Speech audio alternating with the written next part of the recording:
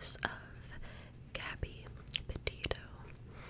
Now, this case was semi-recently, so it's still pretty fresh, and there's still some information that we really don't know the answers to.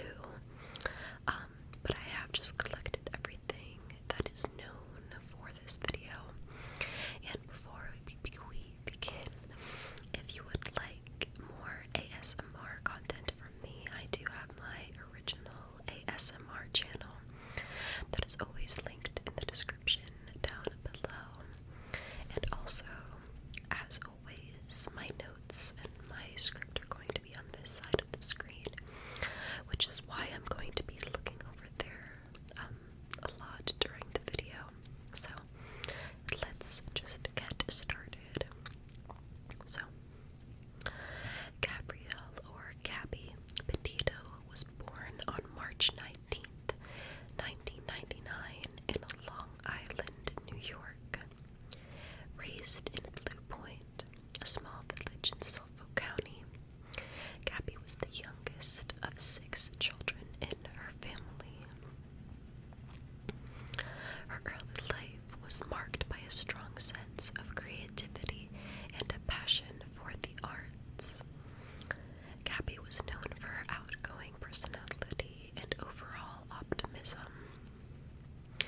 These traits were evident in all of her interests and pursuits from a young age, reportedly. Gabby's family described her as vibrant and adventurous. She had a deep love for travel and exploration, which was reflected in her decision to pursue a career in travel vlogging. She graduated from Bayport Blue Point High School in 2017, where she was actively involved in various extracurricular activities. After high school, Gabby began working in various jobs while nurturing her dreams of becoming a professional travel vlogger. She had a strong presence on social media where she shared her adventures, personal experiences, and a passion for traveling. Gabby and her fiancé at the time, Brian Laundrie, had been engaged since 2020, and their shared love for travel was evident in their joint social media content. They documented their road trip across the United States extensively, capturing their experiences in various national parks and natural landscapes.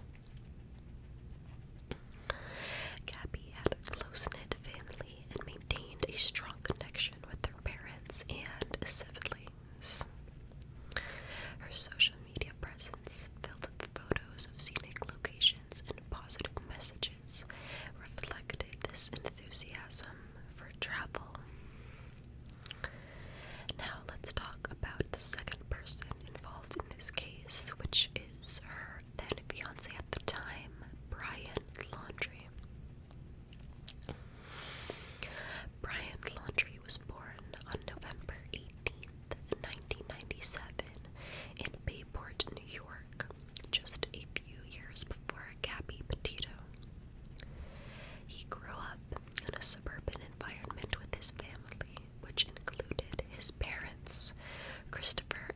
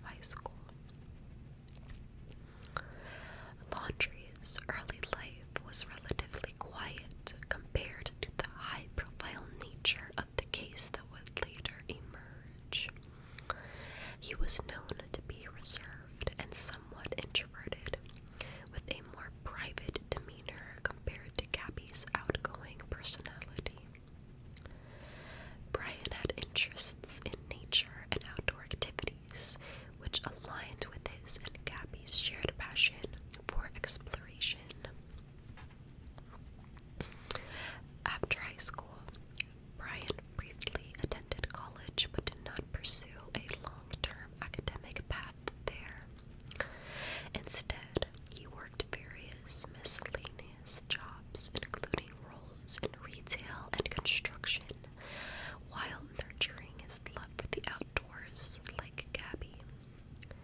He developed a strong interest in environmental conversation and sustainable living, which influenced his decision to live a minimalist lifestyle. This was evident in his choice to embark on a cross-country road trip with Gabby in a van that they had converted to live in. Brian and Gabby's relationship began during their high school years and evolved into a serious relationship. As I said, they became engaged in 2020, and their shared interests would prove to be a significant part of their relationship. Brian's personality and behavior were often viewed through the lens of his relationship with Gabby.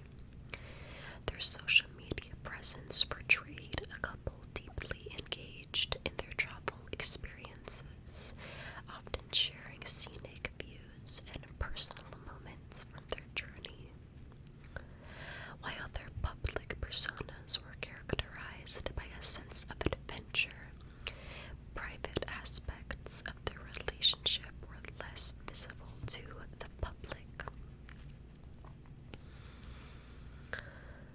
Gabby and Brian enjoyed exploring national parks, hiking, and experiencing the natural beauty of the United States. However, as I said, the dynamics of this trip and of their relationship in general was not without its challenges. Now, the Gabby Petito case, we're gonna get into that now that I have given a brief history on both involved in this case. So it starts with the 22-year-old Gabby Petito embarking on this cross-country van trip with Brian Laundrie in early July of 2021. The couple began their trip in North Point, Florida on July 2nd, 2021.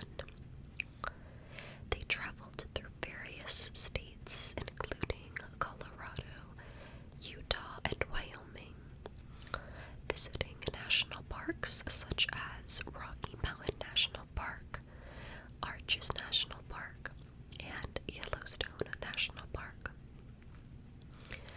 Their social media posts portrayed a picturesque adventure, but underlying tensions were present. On August 12th, 2021, Gabby and Brian were involved in a police encounter in Moab, Utah.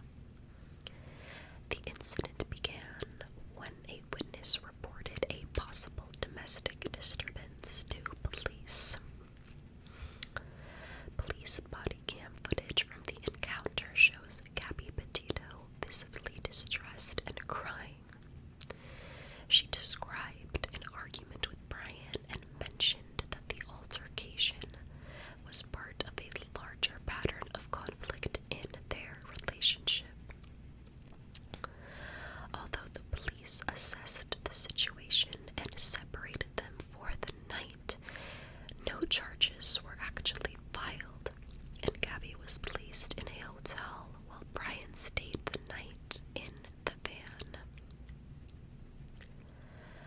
Following the Moab incident, Gabby's communication with her family became irregular and strange.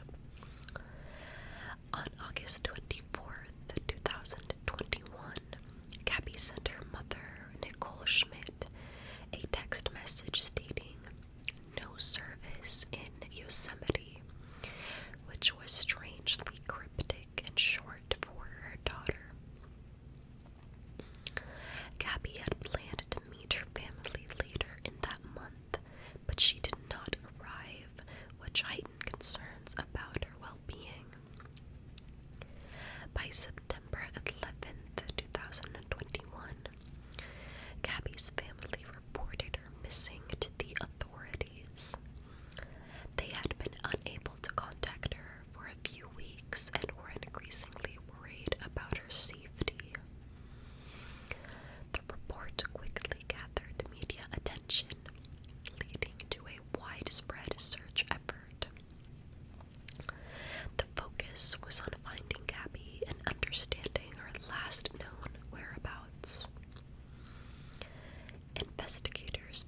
searching locations where Gabby and Brian had traveled, according to the photographs and GPS locations,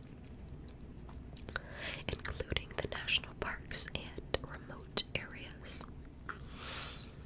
The search involved law enforcement agencies, including the FBI, and was supplemented by public and volunteer efforts. The investigation began to scrutinize the couple's social media activity and travel logs to track their movements. On September 19th, 2021, an unfortunate but significant breakthrough occurred when a body was discovered in Bridgerton National Forest in Wyoming. The body was later confirmed to be Gabby Petito through dental records. This discovery was a devastating confirmation to her family and marked the shift in the investigation from a missing person to a homicide investigation. An autopsy conducted by Denton County Coroner's Office determined that Gabby Petito's cause of death was strangulation. This finding proved crucial information about the nature of her death and further confirmed that it was a homicide and not accidental. The autopsy report noted that the manner of death was a result of manual strangulation, which suggested that the killing was personal and likely involved a close relationship. Just side note, this is because typically when thinking of psychology, typically when someone strangles another person, strangulation takes a lot of time and a lot of energy, and typically a lot of emotion towards the person that you're inflicting this upon. So psychologically, it is usually an indicator that there were strong emotions attached to the other person while the perpetrator was strangling them. The investigation into Gabby's death focused on the timeline leading up to the disappearance and the circumstances surrounding her death. Authorities worked to piece together Gabby's final days, analyzing evidence from the scene and reviewing interactions between her and Brian Laundrie. The Moa police encounter became a significant point of reference as it highlighted the troubled nature of the relationship and the potential for conflict. The case received extensive media coverage, which brought attention to issues of domestic violence and challenges faced by individuals in these relationships. Gabby Petito's story resonated with many, leading to broader discussions about the handling of domestic violence cases by police, because a lot of people felt like the police had really dropped the ball during that encounter in Moab. The initial phase of the investigation again focused on gathering evidence related to Gabby Petito's death. Authorities meticulously combed through the areas she and Brian had traveled, again looking over the same national parks and remote locations. Following the discovery of Gabby Petito's body, of course, Brian Laundrie became the focal point of the investigation. Except, he had also been reported missing by his parents on September 17th, 2021, which was significant because he had been absent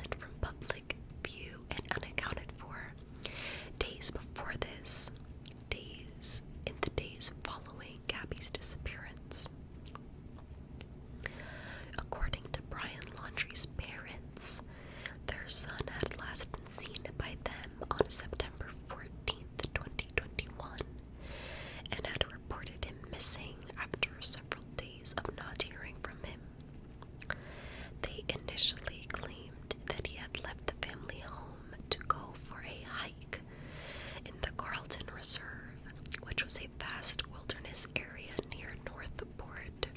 We're talking acres, miles and miles and miles. The timing of Laundrie's disappearance was, of course, suspect. So, then a search began now for Brian Laundrie. The search for Brian Laundrie became a significant aspect of the broader investigation into Gabby Petito's death. Law enforcement agencies, as I said, including the FBI, coordinated effort to locate Laundrie as they felt that this was the key to unlocking the rest of the case. However, the Carlton Reserve is a large and challenging area with dense vegetation and waterways that made the search extremely difficult. Investigators used various methods, including ground searches, aerial surveillance, and watercraft to comb through the reserve. The search involved a significant amount of personnel. However, despite the extensive effort, initial searches in the reserve yielded no substantial leads.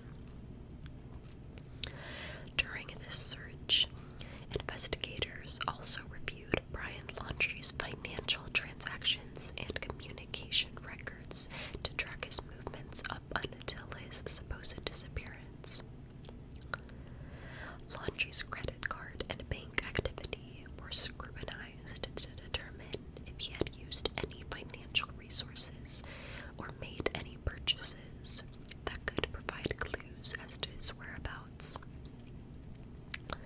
Investigators found that Laundrie had used his debit card to withdraw cash and make a few purchases before his disappearance.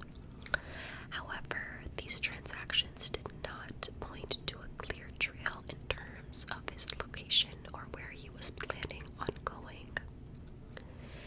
His phone records were also analyzed, but also provided no significant leads. A couple weeks later, on August 20th, 2020,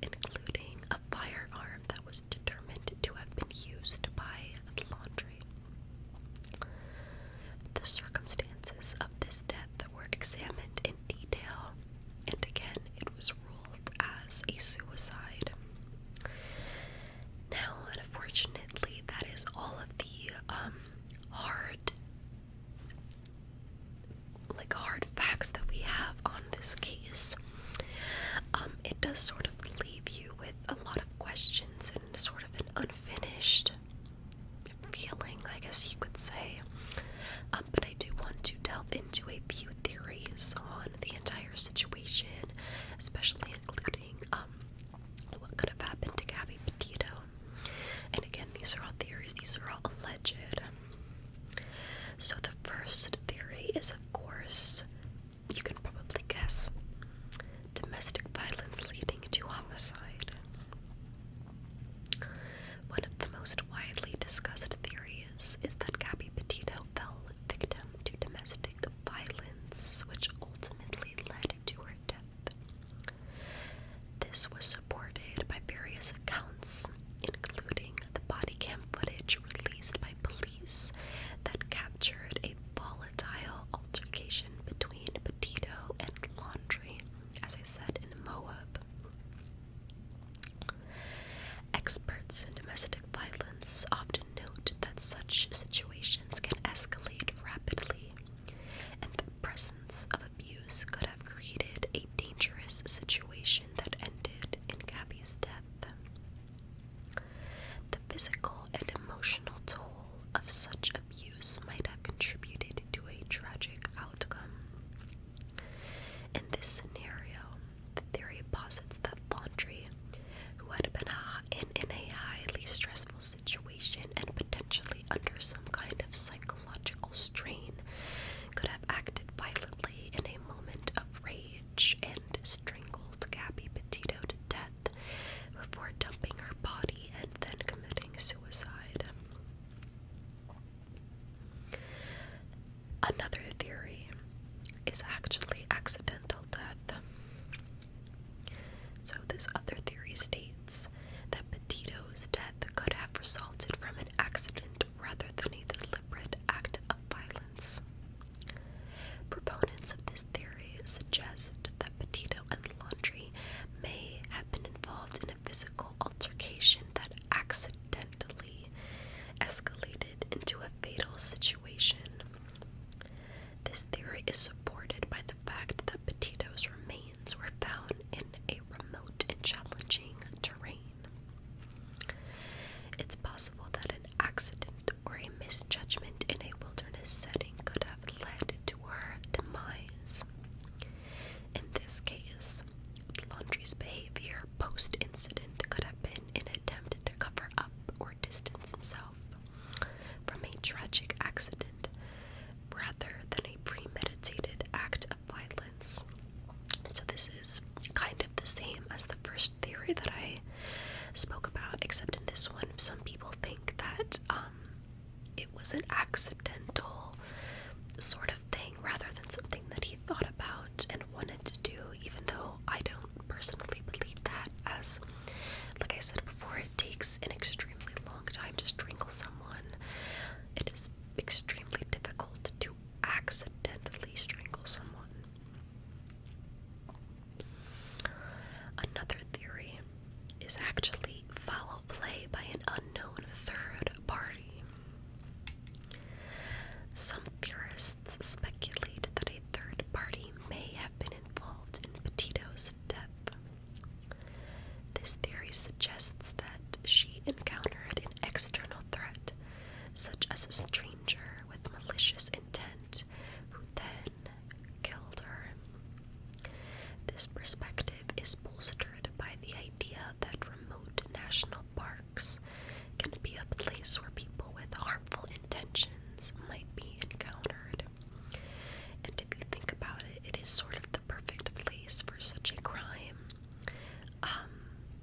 However, investigators found no direct evidence pointing to another individual, but the theory persists due to the remote nature of the crime scene.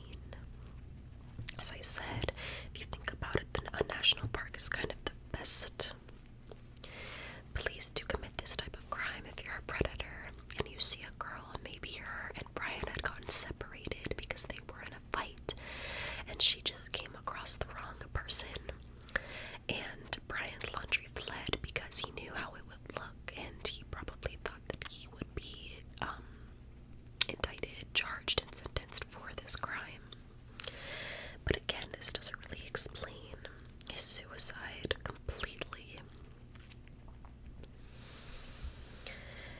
So now we're actually going to go into the theories pertaining to Brian Laundrie's death instead of Gabby's death, because I do think that that's still important, because the discovery of his body was just kind of crazy and seemed to come out of nowhere, at least to me.